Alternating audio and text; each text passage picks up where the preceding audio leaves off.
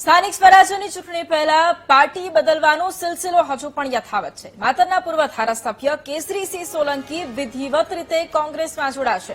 અમદાવાદના કોંગ્રેસ કાર્યાલયે કેસરીસિંહ હવે કોંગ્રેસમાં જોડાશે। પક્ષ વિરોધી પ્રવૃત્તિ બદલ ભાજપે કેસરીસિંહને સસ્પેન્ડ કર્યા હતા અને હવે ચૂંટણી પહેલા વિધિવત રીતે તેઓ કોંગ્રેસમાં પણ જોડાવા જઈ રહ્યા છે। એક તરફ સ્થાનિક સ્વરાજ્યની ચૂંટણીનું મતદાન 26 તારીખે યોજાવા જઈ રહ્યું છે અને ઉમેદવારોના નામની ઘોષણા થતાં જ કેટલાય એવા નારાજ ઉમેદવારો હતા, દાવેદારો હતા જેમણે પક્ષ પલટો કર્યો હતો અને હવે તેની વચ્ચે માતરના પૂર્વ ધારાસભ્ય કેસરીસિંહ સોલંકી એક તરફ પ્રચાર પ્રસારનો સમય ચાલી રહ્યો છે અને તેની વચ્ચે તેઓ વિધિવત રીતે હવે કોંગ્રેસમાં જોડાવાના છે। અમદાવાદના કોંગ્રેસ કાર્યાલય ખાતે તેઓ પહોંચશે અને વિધિવત રીતે કોંગ્રેસનો ખેસ ધારણ કરી અને તેઓ કોંગ્રેસમાં જોડાવાના છે।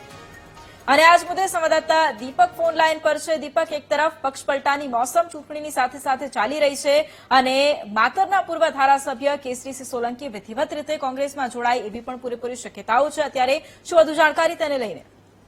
બિલકુલ જે પ્રકારે સ્થાનિક સ્વરાજ્યની ચૂંટણીમાં રાજકારણ ગરમાયું છે, કારણ કે ક્યાંક તોડજોડની નીતિ જે છે તે રાજનીતિ જોવા મળી રહી છે અને હવે કોંગ્રેસ દ્વારા જે માતરના પૂર્વ ભાજપના ધારાસભ્ય છે કેસરીસિંહ તેમને કોંગ્રેસમાં જોડવામાં આવી રહ્યા છે। આજે થોડી વારમાં જ વિધિવત રીતે તેઓ કોંગ્રેસનો હાથ પકડવાના છે। કોંગ્રેસની સાથે તેઓ જોડાશે અને સ્થાનિક સ્વરાજ્યની ચૂંટણીની અંદર જયારે કોંગ્રેસ દ્વારા માતરના જે ધારાસભ્ય છે પૂર્વ કેસરીસિંહ તેમને જોડવામાં આવી રહ્યા છે ત્યારે અનેક તર્ક વિતર્ક જે છે તે જોવા મળી રહ્યા છે। કેસરીસિંહને ભાજપ દ્વારા જે પ્રકારે સસ્પેન્ડ કરવામાં આવ્યા હતા પક્ષ વિરોધી કાર્યવાહી કરવાને કારણે, એટલે આ પ્રકારની પરિસ્થિતિ જે છે તે સર્જાઈ હતી ને હવે તેઓ જયારે ભાજપથી નારાજ છે ત્યારે કોંગ્રેસનો હાથ પકડી રહ્યા છે ને આજે વિધિવત રીતે કોંગ્રેસમાં જોડાવાના છે।